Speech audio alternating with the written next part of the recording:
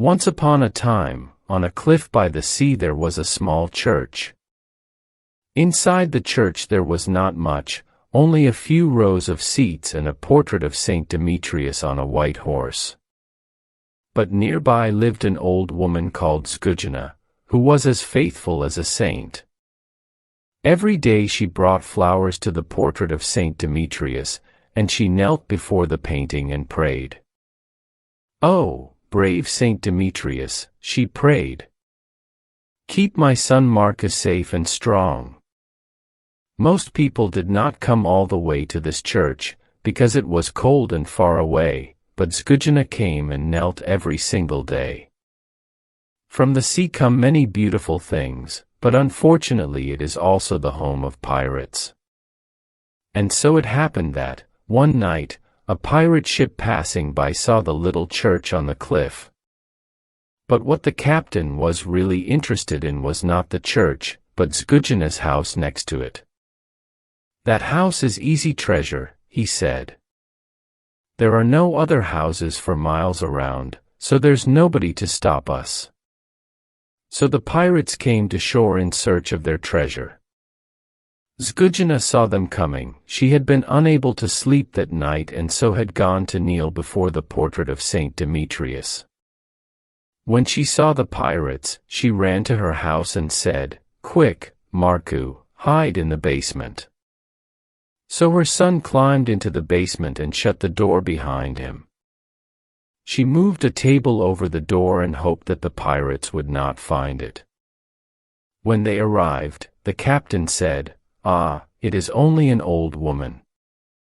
Where's your treasure, hey?" Zgudjana was very scared, so she told them immediately where she kept her box of jewelry.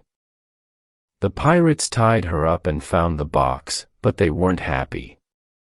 "Is this it?" said the captain. "Surely there is more." They searched through the whole house, breaking and opening things, but Zgudjana was a simple woman, and her greatest treasure was her son.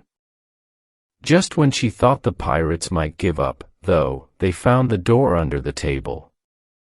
"Aha," said the captain. "I knew you were hiding something from me." And so Zgudjana had to watch as the pirates broke into the basement, tied up her son and took him away. "No, please let my son go. He is a good boy," she cried. "And he'll make a better pirate," said the captain. Zgudjana sat there tied up, crying as she watched the pirates leave and heard them sail away. It was many hours before anyone heard her cries. It was the priest who was going to the church early in the morning. When he found her, he quickly untied her and asked her what had happened. But Zgudjana wasted no time. She ran outside and looked out over the sea. She could just see the ship on the horizon, but it was almost out of view. She ran inside the church, knelt before Saint Demetrius and prayed. "Oh, brave Saint Demetrius," she said. "If you save my son, I will. I will light a lamp that burns forever." And on this day, faithful Zgudjana's prayers were answered. At that moment, Saint Demetrius and his horse jumped out of the portrait and landed in the church. Zgudjana couldn't believe it. The painting had come to life. Saint Demetrius rode outside, leaving hoofprints on the grass, and jumped off the cliff. But instead of falling to a watery death, his horse landed on the water as if it were hard ground, and ran quickly across the sea. Zgudjana and the priest watched as the saint rode under the rising sun and approached the ship on the horizon. The woman knelt down and kissed the hoofprint of the saint's horse, praying that he brought her son back. It wasn't long before Saint Demetrius reached the ship. A few minutes passed, and then a figure returned from the horizon, carrying Marku on the back of his horse. "My son," cried Zgudjana. "You saved my son." Saint Demetrius' horse flew in the air and landed back on the cliff, and Marko returned safely to land, where Zgudjana quickly untied him. While she cried and hugged her son, Saint Demetrius quietly returned to the church and climbed back inside his painting. Zgudjana never forgot what the saint did for her, and that same day, she went and bought a lamp and filled it with oil.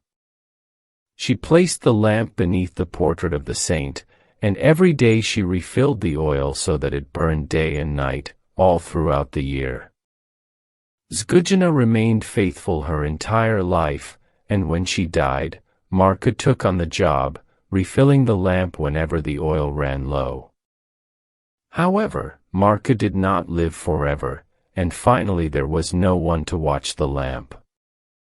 A few days after Marko's death, there was a strong earthquake in that region, and part of the cliff broke away and fell into the sea, along with most of the church. With the earthquake, Zgudjana's lamp finally went out. At least, that was what people thought. But soon stories started to come from local fishermen. Ever since that earthquake, there was a strange light seen at night, in the sea near the cliff. One brave fisherman decided to swim down into the water and find out who it was. And there, lying at the bottom of the sea, was Zgudjana's lamp, still burning faithfully. It is said that the lamp still burns today, although the ruins of the church are long gone. But if you go to a certain cliff on the coast of Malta and look closely at the ground, you might just see some hoofprints.